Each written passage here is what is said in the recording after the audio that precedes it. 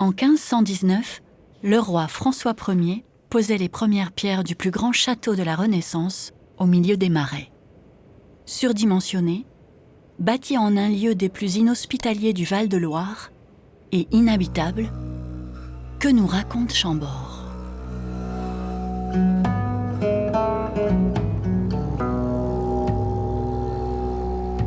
Au début de l'année 1515, une nouvelle ère se profile.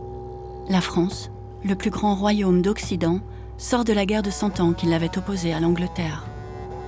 C'est aussi la fin d'une période sombre pour le peuple, affamé par les pénuries de récoltes. L'économie reprend, la population croît de nouveau et imagine un nouvel âge d'or. Et surtout, la monarchie n'est plus en péril. Après les règnes de 2 rois morts sans descendance, un souverain providentiel va accéder au pouvoir. Il a 20 ans, il est grand, solide, et pour la première fois, il porte le nom de son peuple, François. Avec lui, c'est une nouvelle lignée, celle des Valois-Angoulême qui voit le jour, et un nouvel espoir.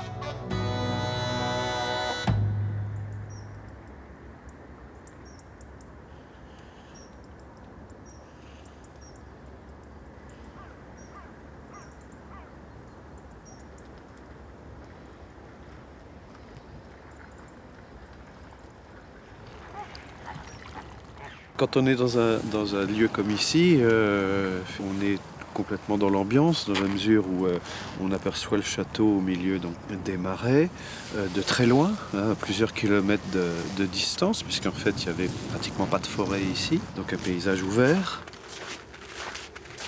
Et donc, au fur et à mesure qu'on approche, petit à petit, on voit cette masse énorme qui grandit, et puis ce contraste qui est vraiment violent entre le bâtiment fantastique, féerique, et l'environnement qui est plus proche de l'enfer pratiquement. C'est une véritable image de conte de fées, pour être plus précis, de roman de chevalerie. Comme si le château était apparu d'un coup de baguette magique, là, au milieu du marais. Donc ce contraste est très parlant aussi, parce que ce qu'on voit ici ne peut pas ne pas faire penser à la vision de Saint Jean. Par exemple, dans l'île de Patmos, dans l'Apocalypse, Saint Jean explique qu'il est à Patmos et qu'il voit descendre des cieux la Jérusalem céleste au milieu d'une terre complètement dévastée. Ce qu'ils voient les gens en arrivant là, c'est la vision de Saint Jean. Et ça fait partie du répertoire d'images qu'ils ont en tête. Donc il y a une vraie mise en scène ici.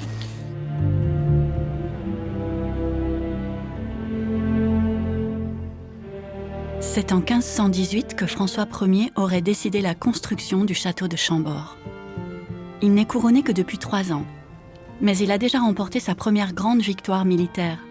Il a écrasé les Suisses réputés invincibles à Marignan, en Italie, dans une bataille mémorable qui aurait duré 24 heures, et pendant laquelle le roi serait resté aux côtés de ses hommes, le cul sur la selle, la lance au poing, l'armée à la tête. Fort de ce triomphe qui fait de lui, avec l'aide de Dieu, le premier homme de guerre de la chrétienté, François Ier est nommé par le pape Léon X nouveau chef de la croisade contre le Turc Sélim et son empire.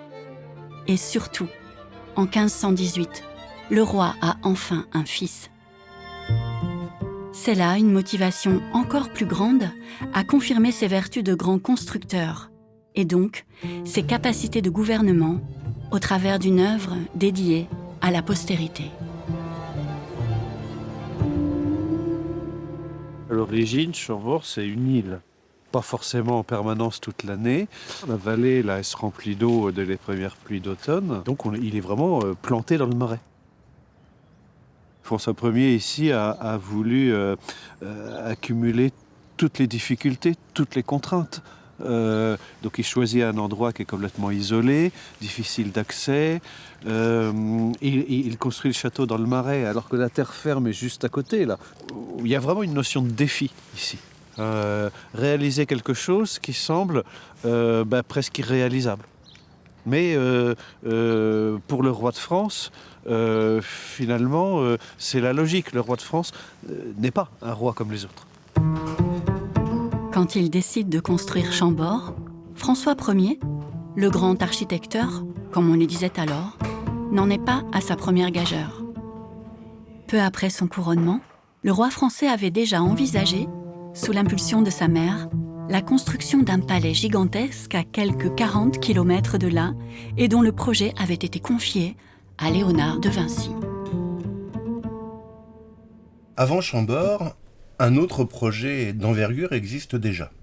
Léonard a été invité par Louise de Savoie et François Ier dès 1515 à venir en Val-de-Loire, et le projet était de créer à Romorantin un immense palais. Il n'y avait aucun palais susceptible de loger la cour en France à cette époque-là. Donc, 2 palais jumeaux de part et d'autre de la rivière Sauldre. Et devant les écuries, les quartiers où habiterait la cour. L'ensemble fait 400 mètres de long. Chambord, c'est à peu près 100 mètres sur 100 mètres. Donc, un projet gigantesque, pharaonique, avec énormément de difficultés techniques.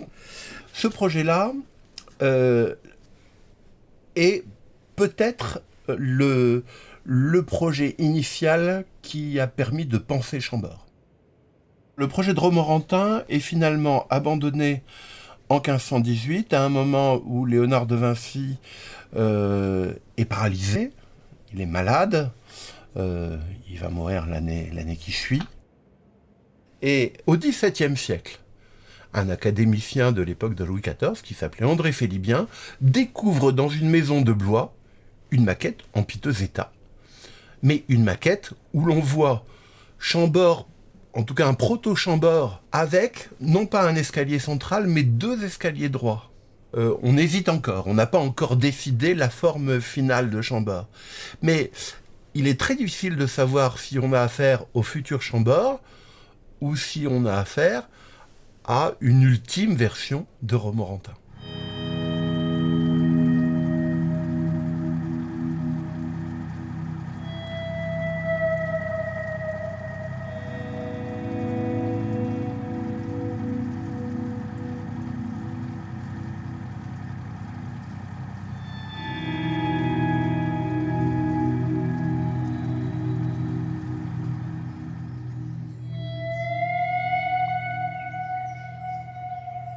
Alors ici, on est à proximité du port de Saint-Dié, qui était aussi le port de Chambord. C'est le lieu où on a débarqué l'essentiel des matériaux qui ont servi à la construction du château il y a bientôt 500 ans. Essentiellement, on a débarqué des pierres, des ardoises, un peu de bois, et puis aussi un matériau auquel on s'attend moins, des feuilles de plomb qui étaient utilisées pour rendre certaines parties du château étanches. C'était le matériau qui faisait le plus long voyage, puisque ça arrivait d'Angleterre. Donc ça arrivait par bateau jusqu'à Nantes, c'était réembarqué sur des bateaux de Loire, et les bateaux de Loire remontaient ici grâce aux vents dominants qui sont des vents d'ouest et de nord-ouest, donc des vents qui proviennent de la mer et qui poussent les bateaux vers le haut de la rivière. Il y a beaucoup de choses qui sont fabriquées ailleurs et qui arrivent prêtes à poser.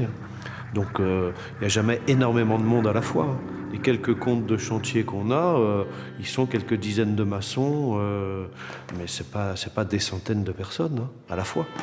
Par contre, autour du chantier, le long de la Loire, dans les villes de Blois, de Tours, etc., là, il y a énormément de gens qui travaillent pour le chantier. Dès que le niveau monte suffisamment, la Loire se transforme en autoroute. Et dès que le niveau baisse, tous les bateaux sont à quai et on attend que ça remonte. Donc il y a plein de facteurs comme ça à prendre en compte qui vont compliquer énormément le chantier, quoi. Et puis ici, en plein été, c'est épouvantable, quoi. Avec les marais, c'est insalubre, il y a le paludisme. Donc on évite de venir ici en plein été.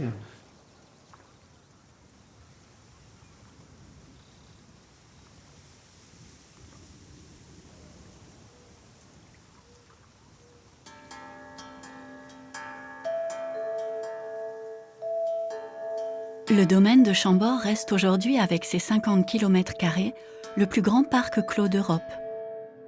À quoi ressemblait cette terre qui n'était pas encore une forêt il y a 500 ans ? Au Centre des études supérieures sur la Renaissance, un programme régional de recherche, l'intelligence des patrimoines, tente de restituer grâce aux nouvelles technologies le visage du paysage de Chambord avant la construction du château. On avait très peu d'éléments, j'allais dire, dans les sciences historiques en matière d'archives. Il y a très très peu d'archives sur ce château, c'est une de ses particularités. Donc aujourd'hui, ce sont les autres sciences, par rapport aux sciences historiques, qui nous permettent de faire des découvertes. Et ça ne sera jamais des découvertes très précises. Ça va être des découvertes qui sont des découvertes de compréhension plus globale du château. Et ça permet également d'avoir une histoire du paysage. Grâce à ce type de projet et au croisement avec le parcellaire, nous avons pu identifier en effet les champs de labour qui étaient présents donc de l'époque médiévale et donc avérer l'exploitation qui se trouve aujourd'hui donc encore sous le couvert végétal. Dans ce parcellaire, il y avait de nombreuses métairies qui occupaient l'espace et qui ont été expropriées au moment, à partir du début des années 1520, par un commissaire pour justement créer progressivement le domaine royal.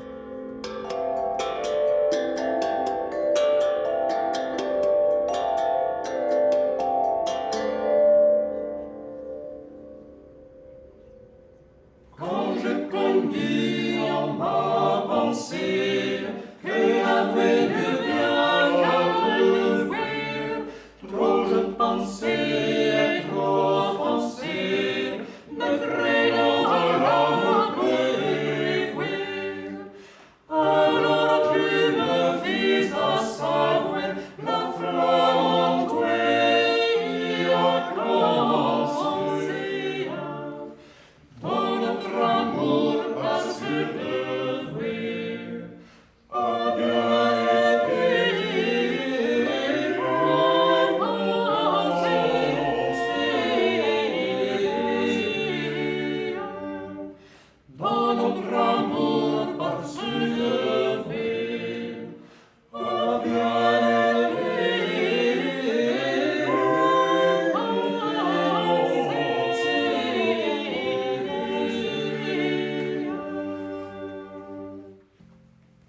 On a fait un inventaire systématique de tout le décor sculpté de Chambord, ce que personne n'avait jamais fait jusque-là. Ça peut paraître étonnant, mais bon.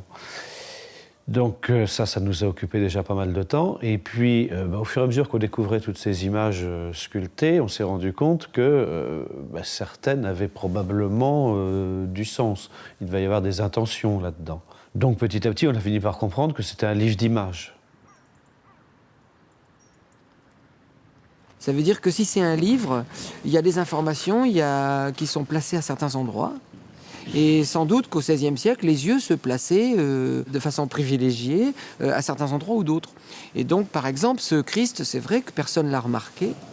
Et pourtant, on peut dire qu'il trône en très bonne place sur la façade. Et il n'a pas été vu parce qu'on ne regarde pas au bon endroit. C'est clairement un chapiteau dynastique. On a les deux porcs-épics de chaque côté qui sont l'emblème du roi Louis XII, donc le prédécesseur et le cousin de François Ier. Au milieu du chapiteau, il y a un vol, c'est-à-dire deux ailes qui sont l'emblème notamment de Louise de Savoie, donc la mère de François Ier. Et puis le visage du Christ, qui fait la synthèse entre tout ça. Je vous rappelle que le roi de France, il est le descendant direct du roi David. Et la lignée davidique a donné naissance également au Christ. Donc pour lui, le Christ, c'est un cousin de la famille. Ce qui nous a sans doute surpris, c'est l'ambiance religieuse, qui n'avait jamais été véritablement soupçonnée dans un bâtiment comme celui-là. Qu'est-ce que vient faire un Christ sur la façade d'un château que tout le monde associe à la chasse ?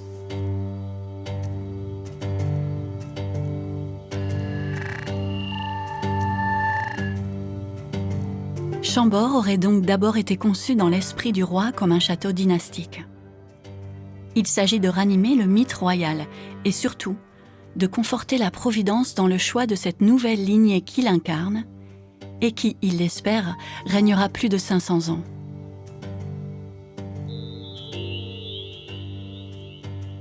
C'est en tout cas ce que semblent nous dire ces salamandres, emblème de François Ier sculpté dans l'oratoire, et dont la plus petite mord le doigt de la plus grande, comme un père transmettant son sang à son fils, comme un roi qui aurait peur de perdre son dauphin.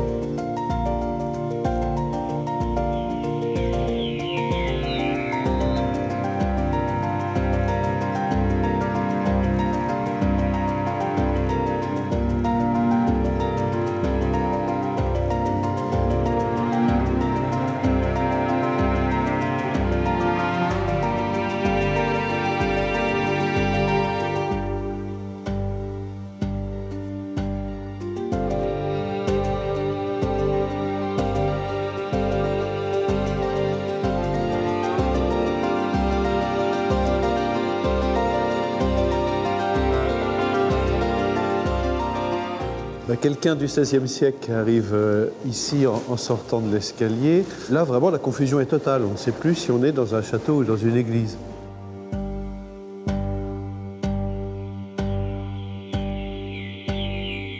On a ce plan en croix grecque, qu'on retrouve donc dans les églises de plan centré, alors plutôt en Orient, hein, mais qu'on trouve aussi un petit peu en Occident, et notamment, par exemple, en Italie. Et Chambord, ce n'est pas autre chose que cela. Ce sont des symétries. Ces édifices à plan centré, ces églises inspirées de celles de Pavie ou de Milan, montrent des symétries multiples, des symétries axiales, des symétries centrales, qui sont assez typiques de la pensée de Léonard de Vinci dans les années 1490. Et il est tout à fait possible que ces idées-là, que l'on rencontre dans le manuscrit BD les années 1490, soient réinvesties dans des projets ultérieurs dont Léonard de Vinci et François Ier auraient discuté dans les années 1518-1519.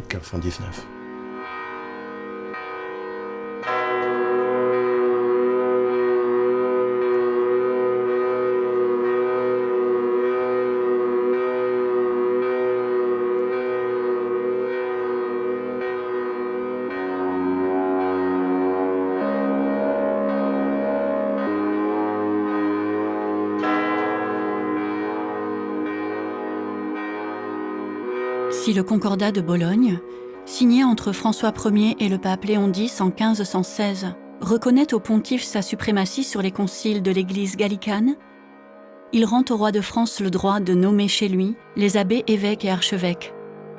Il s'agit d'un pouvoir sur l'Église dont ne disposait aucun autre souverain catholique et qui fait de François Ier un pape en son royaume. Lorsque François Ier amène, par exemple, un ambassadeur ici, puisque c'est le genre de personne qu'il invite à Chambord, quand l'ambassadeur se retrouve sous ses voûtes, il y a 9 chances sur 10 pour qu'il fasse lui-même le lien, le rapport avec Saint-Pierre de Rome, parce que Saint-Pierre de Rome, c'est un chantier, c'est l'autre grand chantier en Europe à ce moment-là. C'est le pape qui fait reconstruire la basilique d'après des plans de Bramante qui correspondent exactement à ce qui va être repris ici par François Ier. C'est-à-dire qu'il y a vraiment une similitude très forte.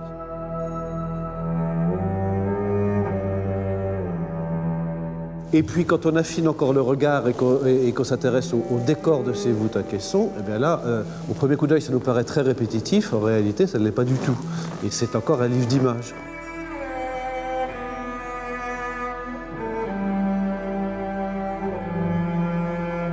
Il faut distinguer d'un côté l'emblème et de l'autre côté le symbole. Et si on doit faire simple, on pourrait dire que l'emblème représente une personne et un signe figuré qui peut représenter une personne, alors que le symbole est un signe figuré qui représente plutôt une idée ou un concept.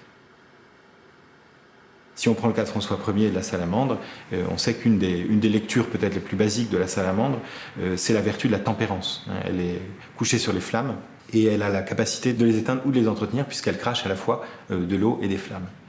Donc ce thème, par exemple, de la tempérance, c'est une vertu cardinale, et c'est ce thème de se faire représenter à travers des vertus, ça a été un des moteurs de ce monde de l'emblématique, puisque c'est un système qui a été surtout pratiqué par les princes, et qui est véritablement un outil de communication politique.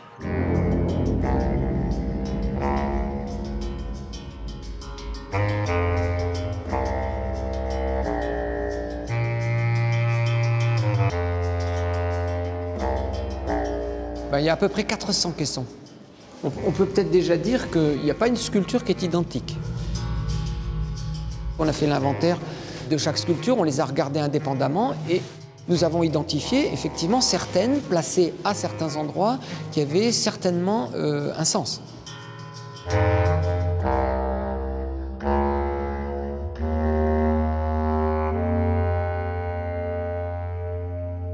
Cette salamandre aux étoiles, au XVIe siècle, on pouvait certainement y projeter plusieurs interprétations possibles. Donc nous en avons identifié au moins deux. Une première interprétation est en rapport avec l'Ancien Testament. C'est le rêve de Joseph, fils de Jacob, descendant d'Abraham, qui fait un rêve où il voit 11 étoiles se prosterner à ses pieds. Parce qu'en fait, Joseph, quand il fait ce rêve, il pense que les 11 étoiles qu'il a vues, ce sont ses 11 demi-frères, et que donc Dieu l'a choisi comme étant la 12e étoile à la tête des 12 tribus d'Israël. Le message qui peut peut-être être contenu, c'est que François Ier est la 12e étoile. Les 11 étoiles dans son corps, ce sont les pays d'Occident symboliquement, dont il est à la tête, choisis par Dieu. Donc il pourrait y avoir derrière cette interprétation une dimension évidemment d'élu de Dieu. Pour le Nouveau Testament, c'est à peu près le même message, mais cette fois avec la Vierge Marie, qui apparaît dans l'Apocalypse de Saint Jean avec une couronne à 12 étoiles. Il se trouve donc que François Ier est du signe astrologique de la Vierge, et donc là, ça pourrait vouloir dire que François Ier était choisi comme l'élu de Dieu, de nouveau, à la tête des constellations célestes. Donc voilà des interprétations possibles qui pourraient être ici dans cette voûte. On peut y voir aussi des informations plus profanes. Un lettré, par exemple, il peut voir dans cette salamandre aux étoiles une allusion aux Métamorphoses d'Ovide, qui est un best-seller de l'époque. Il y a un épisode des Métamorphoses qui peut rappeler cette image-là. Et puis sans doute à beaucoup d'autres choses. En fait, il ne faut pas trop se demander qu'est-ce que ça veut nous dire. Et il faut surtout se demander qu'est-ce que quelqu'un du XVIe siècle peut y voir, peut projeter là-dessus. Donc, il y a toujours, effectivement, plusieurs niveaux d'interprétation possibles. Et c'est à ça qu'on reconnaît un bon emblème, d'ailleurs, par sa richesse d'interprétation. La plupart de ces emblèmes créés pour la période médiévale et le début de la Renaissance ne sont jamais commentés. On a extrêmement peu de commentaires de contemporains sur les emblèmes et quasiment jamais, on a quelques cas uniques sur plusieurs milliers d'emblèmes, jamais d'explications. On n'a jamais de glose qui disent voilà, le roi a choisi telle figure pour dire tel aspect de sa personnalité. Et donc le travail de l'historien, du spécialiste des emblèmes, c'est de réinscrire ces signes dans des contextes et d'essayer de comprendre ce que les contemporains connaissaient, qui connaissait quoi, et dans ce cas-là, qui a été capable de comprendre quoi dans l'emblème qui leur a été donné à connaître.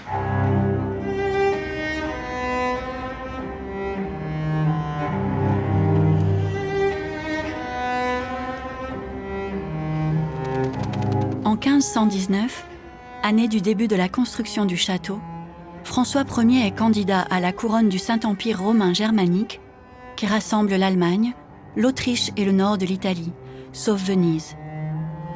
Ce sera finalement Charles de Habsbourg, déjà roi d'Espagne, des Flandres et de la Franche-Comté, qui deviendra empereur sous le nom de Charles Quint. François Ier veut récupérer le Milanais, Charles Quint réclame entre autres le duché de Bourgogne. La rivalité entre les deux souverains se formalisera 6 ans plus tard, lors de la bataille de Pavie, où François Ier sera fait prisonnier et retenu à Madrid. Un revers pour le roi de France, qui dès son retour au pays, 1 an après, est bien décidé à reprendre les rênes du royaume et à affirmer sa figure de prince, défenseur de la chrétienté.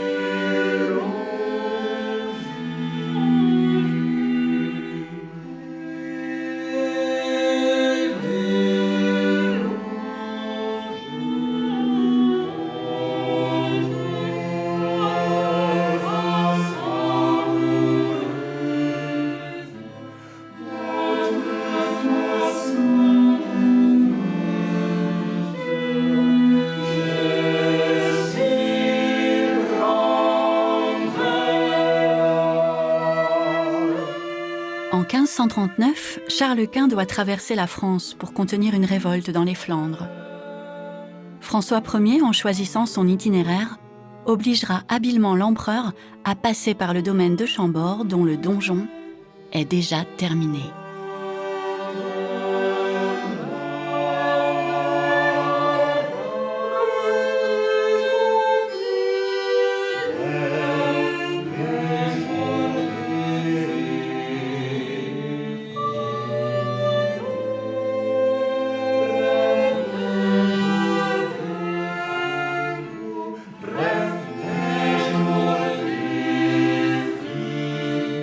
Ce que fait François Ier à Chambord, c'est de dire au monde qu'il est empereur en son royaume. C'est de dire à l'ensemble de l'Europe et donc du monde qu'il est ce roi qui a réussi cette construction qui sera ensuite réimitée par Henri VIII et également par Charles Quint à côté de l'Alhambra, qui va faire aussi des émules. On jalouse énormément François Ier à travers cette réalisation qui est gigantesque et qui symbolise justement ce qu'il est, à la fois ce roi chevalier, ce roi issu de l'époque médiévale, et en même temps ce roi qui est le roi qui construit son nouvel État en France, dans son royaume.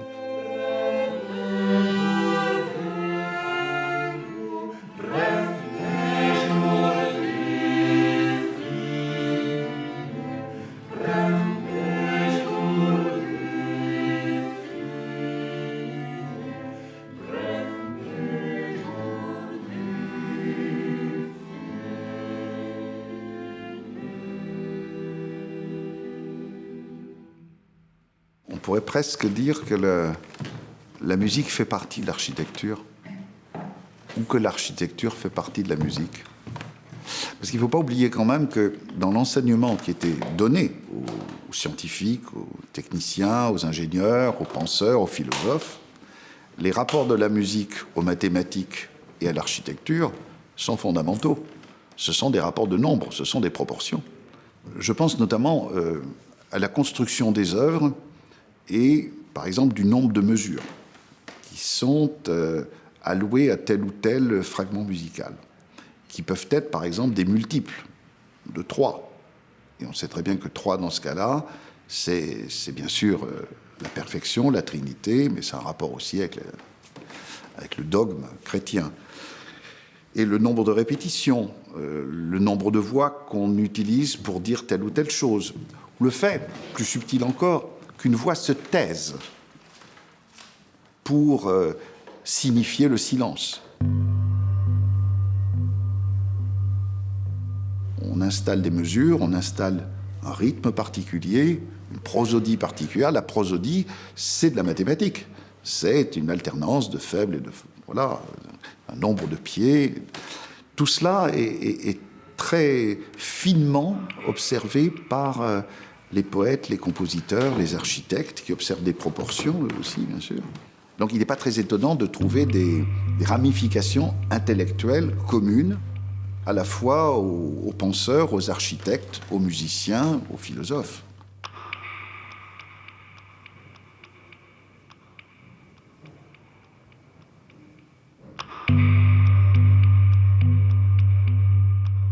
De toute façon, ici, François Ier, il va s'entourer des meilleurs. Et Chambord est conçu avec cet esprit encyclopédique du XVIe siècle. On va rassembler dans un même édifice et ben voilà, tout ce qui constitue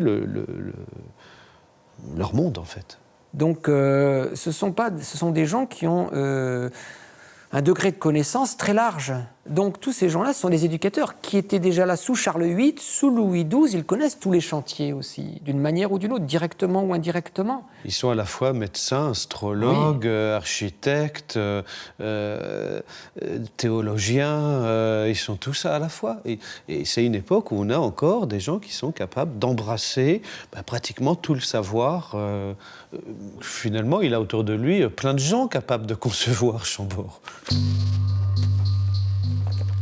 Dans ce manuscrit, nous avons des réflexions de Léonard de Vinci dans les années 1490.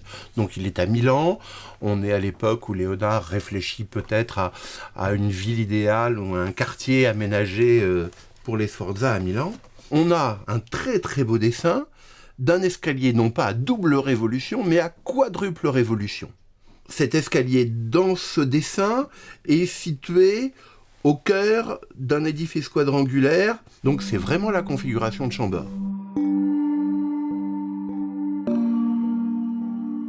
Léonard de Vinci, il a peut-être une influence ici, mais au même titre que certainement pas mal d'autres personnes ici. Il n'était pas au contact quotidien de François Ier. Entre juin 1518 et septembre 1519, François Ier et Léonard de Vinci ne se sont pas rencontrés. Donc ça fait 14 mois que François Ier n'a pas vu Léonard de Vinci lorsque démarre le chantier de Chambord. Donc il y a sans doute un fond léonardien, mais voilà, réinterprété. C'est pas l'escalier quintuple de Léonard qui a été construit à Chambord.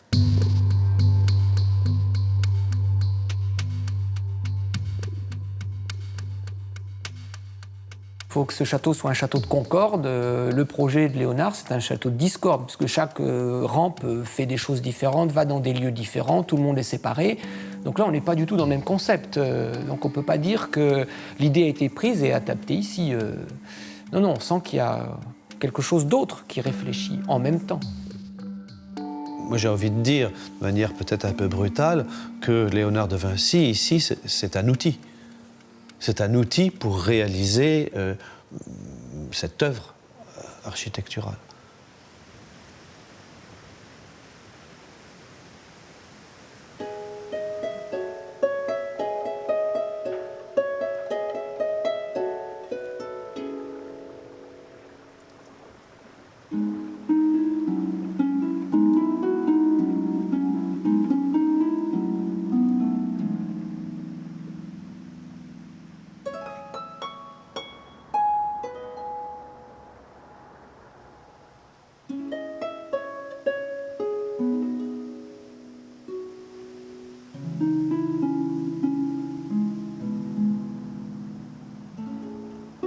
Pendant l'Antiquité, il y a plusieurs moyens d'accéder au ciel, en particulier par ce qu'on appelle la fureur poétique. Et la fureur, ça renvoie au feu, à l'enthousiasme qui mène au ciel. François Ier est particulièrement féru de poésie. Et donc, la science de la poésie, c'est aussi Hermès et Mercure. Et Hercule aussi, ce qu'on appelle l'Hercule gallique. Un des surnoms de François Ier, c'est l'Hercule gallique. C'est quand même intéressant de repérer un personnage comme ça à la base de l'escalier. Sur l'autre rampe, il y a le triangle trinitaire. Le triangle trinitaire qui explique évidemment la dimension sacrée de ce lieu. Ces deux rampes, en fait, dans une dimension antique et dans une dimension chrétienne, coordonnent le même message, transmet le même message, qui est celui d'une élévation directe vers Dieu. Donc on peut le comprendre comme ça, on peut le comprendre d'autres manières, mais c'est une des compréhensions tout à fait contemporaines.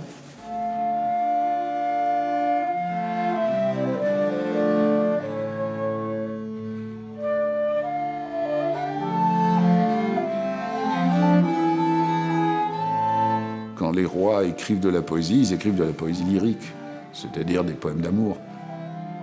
Qu'il s'agisse d'Henri VIII qui écrit « Hélas, madame », voilà, ou bien qu'il s'agisse de François Ier, « Douce mémoire », donc c'est toujours des poèmes mélancoliques. C'est la même chose aussi bien dans les sonnets de Ronsard ou plus tard dans ceux de Shakespeare. Enfin, c'est toujours lyrique, cette inspiration-là.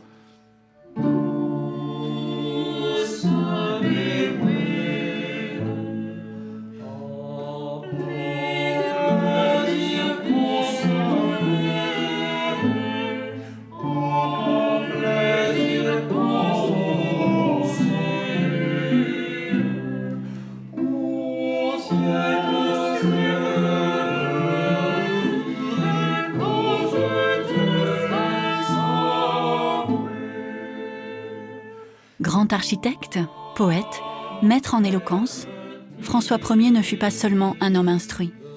Il voulut diffuser la connaissance. C'est avec lui que le français va s'imposer comme langue officielle et que l'enseignement va s'ouvrir au plus grand nombre et à tous les savoirs, avec la création du célèbre Collège de France. Et s'il s'est montré digne de son siècle, c'est qu'il sut s'entourer d'humanistes et d'artistes, dont de nombreux sculpteurs, peintres et architectes flamands et italiens. Comme le dit un auteur de son temps, « Les sciences, les arts, les hommes studieux, par toi chéris, rendront immortelle gloire. »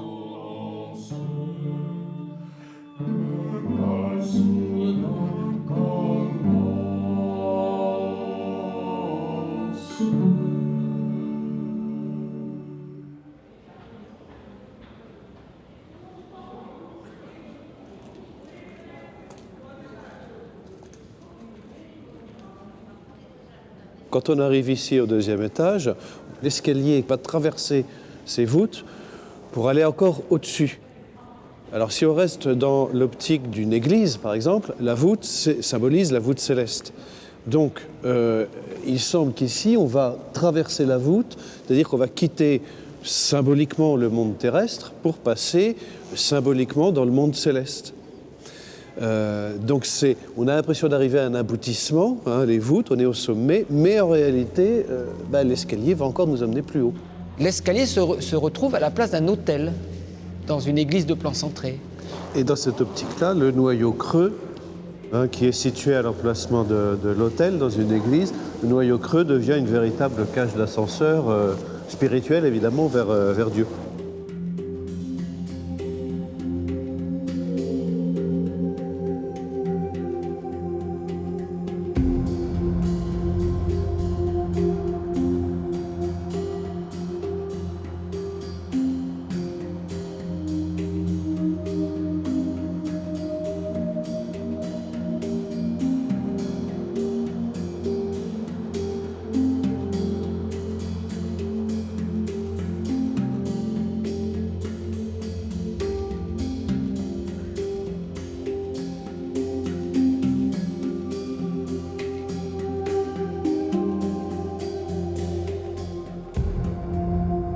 C'est par les toits que l'on accède à la tour de la Lanterne, ce point le plus haut du château qui culmine à 58 mètres. Située au centre des terrasses, elle constitue le prolongement du noyau de l'escalier à double rampe.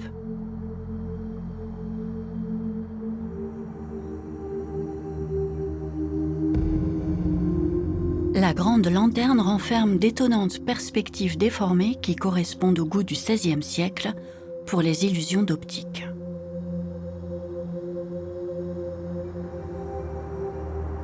On peut prendre pour modèle un chapiteau comme celui-ci, qui ici n'a qu'une seule face, alors qu'à l'intérieur, on a des chapiteaux en volume avec plusieurs faces.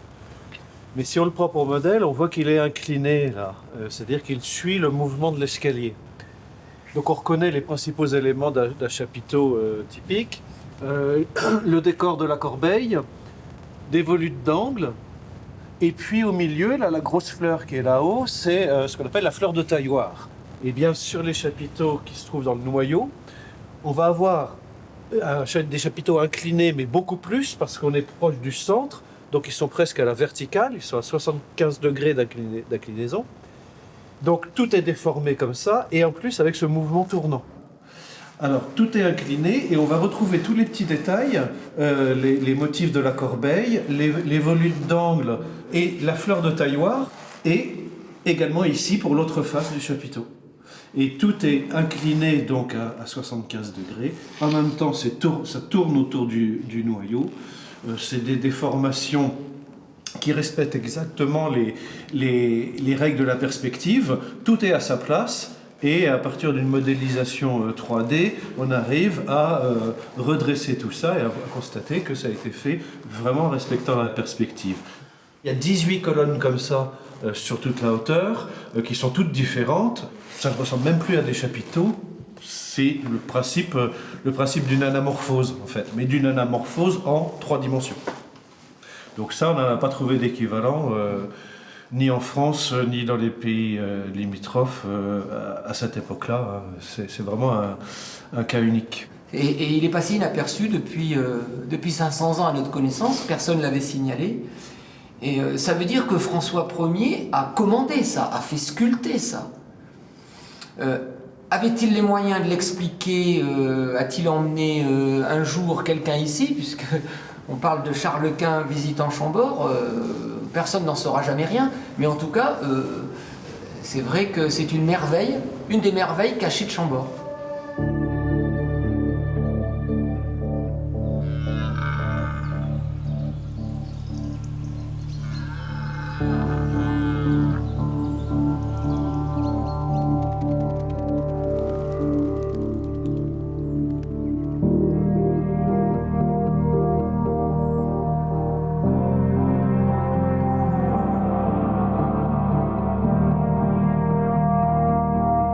Cette tour, à laquelle seul le roi et peut-être quelques personnes privilégiées avaient accès, ne mène a priori à rien, ou au contraire à tout.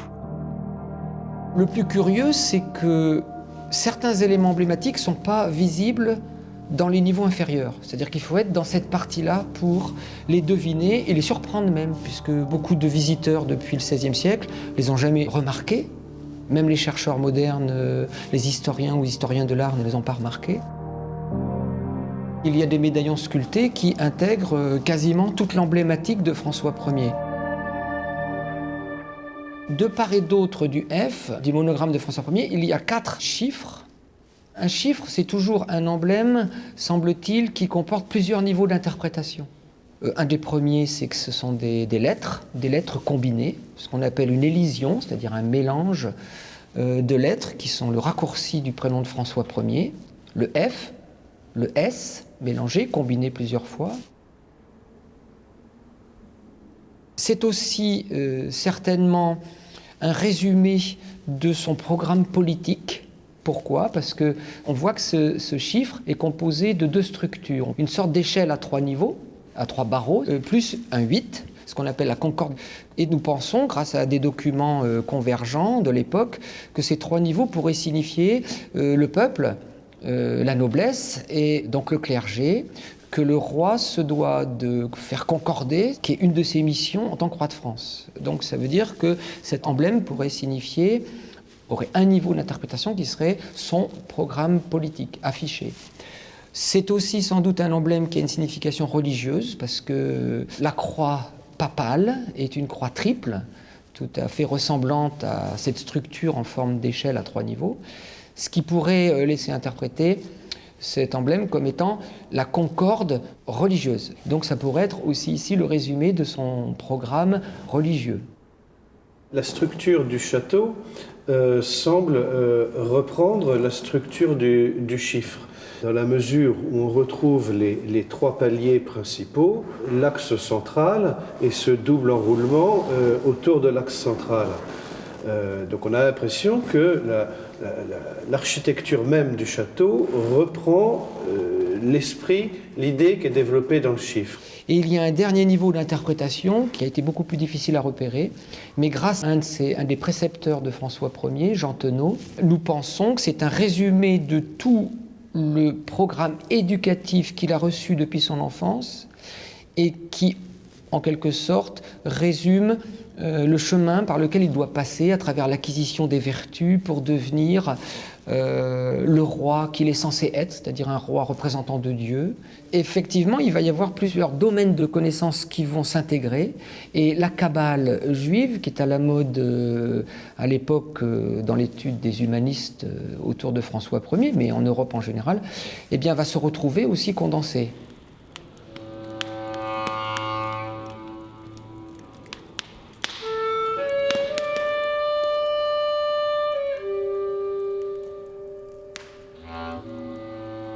Une prophétie qui circulait alors en France annonçait qu'un roi de justice viendrait régner sur le monde chrétien et ferait revenir le Christ sur terre après avoir terrassé le mal.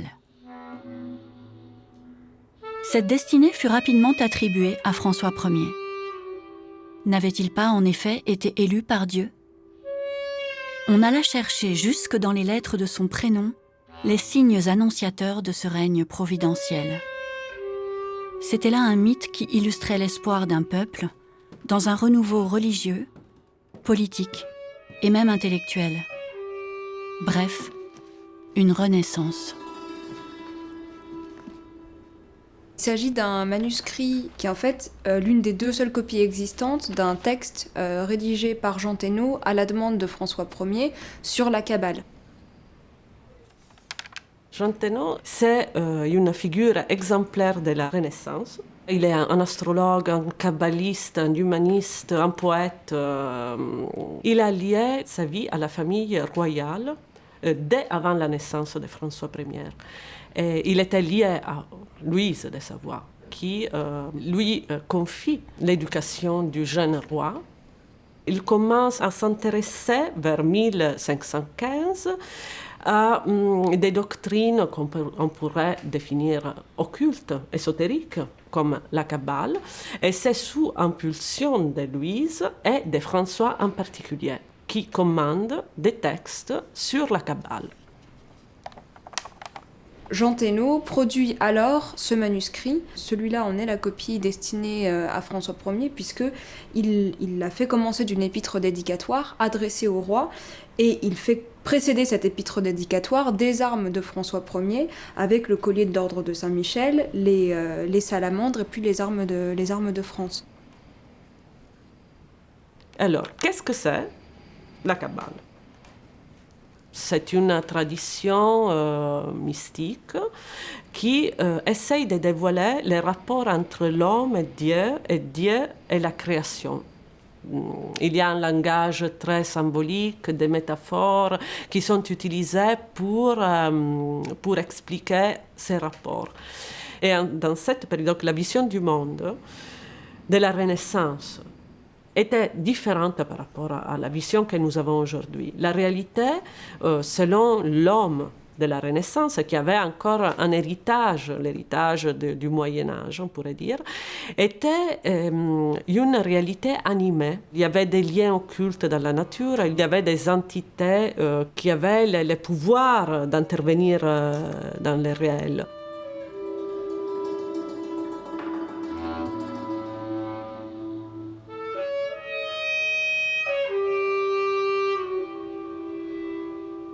Il y a un passage dans lequel Jean Thénault explique pourquoi le roi a commandé ces textes. Il dit qu'il veut expliquer au roi l'art kabbalistique ou théologie hébraïque et les secrets mystères des Juifs qui permet, selon les superstitions, donc Jean Thénault insiste sur cette dimension superstitieuse, on pourrait dire, de la Kabbale, d'acquérir tout savoir et obtenir plein et entier pouvoir sur toute chose, humaine et naturelle, divine aussi et surnaturelle. Donc pour Jean Thénault, mais aussi pour François Ier, la Kabbale était un savoir occulte qui pouvait donner des pouvoirs extraordinaires. Elle pouvait causer des miracles.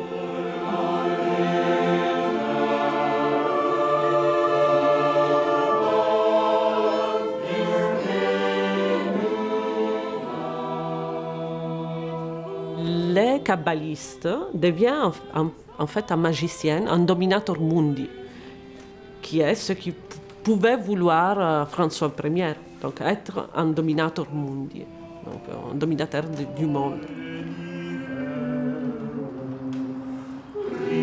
On pourrait imaginer que Chambord symbolise ce parcours d'ascèse du kabbaliste et de purification, pour rejoindre l'omniforme forme de toutes choses, donc Dieu en fait, et avoir la vision de Dieu.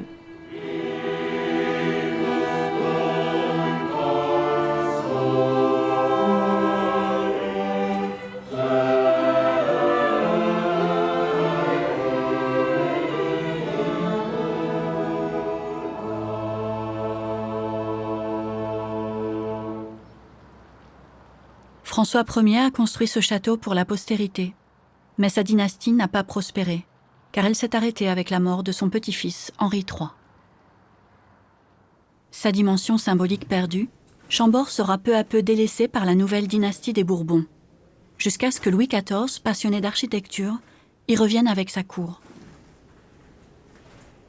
Bien qu'il n'ait pas amené l'âge d'or que ses sujets avaient espéré, François Ier sut réaliser le passage entre le Moyen-Âge et la Renaissance.